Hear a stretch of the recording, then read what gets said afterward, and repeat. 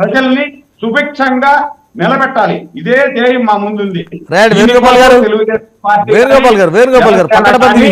ఎన్ని త్యాగాలు చేయడానికైనా మేము సిద్ధంగా ఉన్నాం.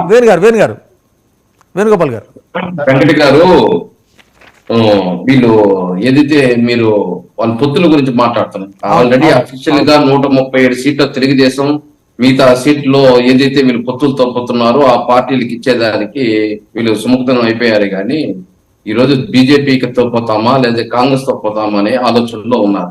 ఈ రోజు బీజేపీతో పోతాము అంటే బీజేపీ, తెలుగుదేశం, జనసేన పోయే పరిస్థితి ఉంటుంది. అదే విధంగా కాంగ్రెస్ తో పోతామంటే కమ్యూనిస్ట్ తో కలిసి ఏ విధంగా తెలంగాణలో పోయారో ఆ విధంగా పోయే పరిస్థితి ఈ రోజు ఉంది. మేము చెప్పడం ఏమిటంటే, మీరు సింగల్ గా వచ్చి జగన్మోహన్ రెడ్డి గారిని ఎదుర్కోలేరని ధైర్యం రాష్ట్ర ప్రజల 5 కోట్ల మందికి తెలిసిపోయింది. ఎందుకంటే తెలుగుదేశం గాని, జనసేన గాని, ఏదో కాంగ్రెస్ గాని, కమ్యూనిస్ట్ గాని సింగల్ గా వచ్చి జగన్మోహన్ రెడ్డి గారిని ఎదుర్కోలేరు. కాబట్టి మీరు ప్రభుత్వ వ్యతిరేక ఓట్లు చీలనీయకుండా ఒడిసి పడతాము, ఒంగోలు పడతాము, బోల్కొనుగోలు పడతాము అంటున్నారు. మీరు ఏ విధంగా పట్టండి. ముందు 175 నియోజకవర్గాల అభ్యర్థులు ప్రకటించడం చూస్తున్నాం. ఈ రోజు జగన్మోహన్ రెడ్డి గారి దానికే మునకలైపోతున్నారు. అదే విధంగా మేము 175 నియోజకవర్గాల్లో మేమేం చేసింది సంక్షేమం, ఈ రోజు మేమేం చేసిన అభివృద్ధి చెప్పుకుంటూ మాకు అవకాశం ఇవ్వండి అని అడుగుతున్నామే. కానీ మా వల్ల మీరు ఏదైనా లబ్ధి చేకూరుంటే మాకు ఓటేయండి, మా వల్ల మీరు లబ్ధి చేకూరుంటే మాకు ఓటేయండి అని చెప్పి మేము చెప్తున్నాం.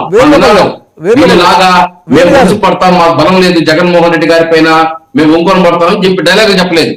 ఏం చేశారు? ఏం చేశారు? కలిసి ముగ్గురు కలిపి ఏమి హామీ ఇచ్చారు రాష్ట్ర ప్రజలకు?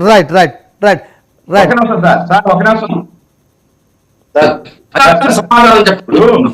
ఇప్పుడు మీరు చేసిన అభివృద్ధి, సంక్షేమం చెప్పుకుంటూ పోండి. ఏమని చెప్తారు? నేను 2014 నుంచి 2019 వరకు ఇచ్చిన హామీని ఎందుకు నెరవేర్చలేదు? పవన్ కళ్యాణ్ స్వయంగా చెప్పారు చంద్రబాబు నాయుడు గారు.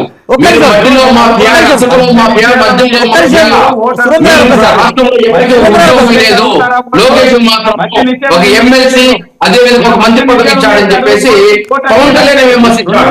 మరి ఆ రోజు పవన్ కళ్యాణ్ విమర్శించిన తర్వాత ఈ రోజు చంద్రబాబు చేశారా? మీరు జాబ్ క్యాలెండర్ రిలీజ్ చేస్తానన్నారు, జాబ్ క్యాలెండర్ రిలీజ్ చేశారా? ఉద్యోగాలు ఇచ్చారు. ఉద్యోగాలు ఇస్తే మేము 2,07,000 ఉద్యోగాలు, ప్రభుత్వ ఉద్యోగాలు ఇచ్చాం. వీళ్ళు జగన్మోహన్ రెడ్డి గారు 4 లక్షల అంటే ఆ 4 లక్షల ఉద్యోగాల్లో గొప్పగా 2,07,000 ఉద్యోగాలు ఇచ్చింది జగన్మోహన్ రెడ్డి గారి ప్రభుత్వంలోనే. అదే విధంగా ఎన్నికలకు వచ్చేటప్పుడు మధ్య నిషేధం చేయలేకుండా పోయినాను, ఓటు ఏంటి అని అడగండి.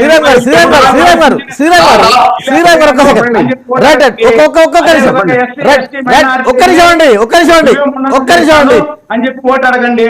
శ్రీరామ్ గారు, అసలు ఎన్నికల ముందు రాజకీయ పార్టీల మైండ్ గేమ్ సహజమే సార్. నిన్న మొన్నటి వరకు కుప్పం మాదే అని జగన్మోహన్ రెడ్డి అన్నారు. కుప్పం వైనాడు 75 అని ఒక మైండ్ గేమ్. అదేవిధంగా కుప్పం డెఫినెట్గా ఈసారి చంద్రబాబు అక్కడ ఓడిపోతారు.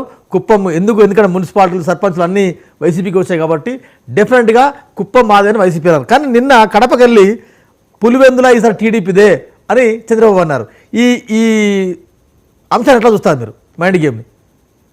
పులివెందుల మీద చాలా సీరియస్ గా తెలుగుదేశం పార్టీ దృష్టి పెట్టిన మాట వాస్తవం. అయితే ఇక్కడ మెయిన్ ఫ్యాక్టర్ ఏంటంటే, ఇప్పుడు కీలకమైన ఫ్యాక్టర్ ఏంటంటే షర్మిల గారు కనుక ఒకవేళ ఆవిడ పులివెందుల నుంచి పోటీ చేస్తే అక్కడ కేవలం ఇప్పుడు ఉన్న సీరియస్ అభ్యర్థిని కాకుండా తెలుగుదేశం ఒక డమ్మీ అభ్యర్థిని పెట్టి అక్కడ ఇండైరెక్ట్ గా సపోర్ట్ చేసే అవకాశం క్లియర్ గా ఉంది.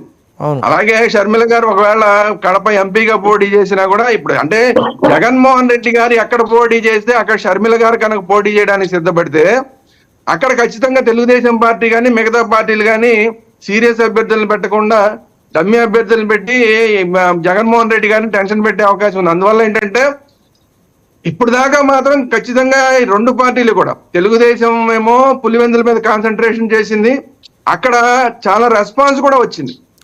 అలాగే కుప్పంలో వైసీపీ గత కొంతకాలం నుంచి చేస్తోంది. పెద్దిరెడ్డి గారు చాలా సీరియస్ గా అక్కడ ఎఫర్ట్ పెట్టారు. అక్కడ కూడా కొంత వ్యతిరేకతను తీసుకురావడంలో వాళ్ళు సక్సెస్ అయ్యారు. ఈ 2 కూడా సక్సెస్ అయినాయి. ఈ 2 సక్సెస్ అవడం వల్ల ఇప్పుడు అక్కడ సీరియస్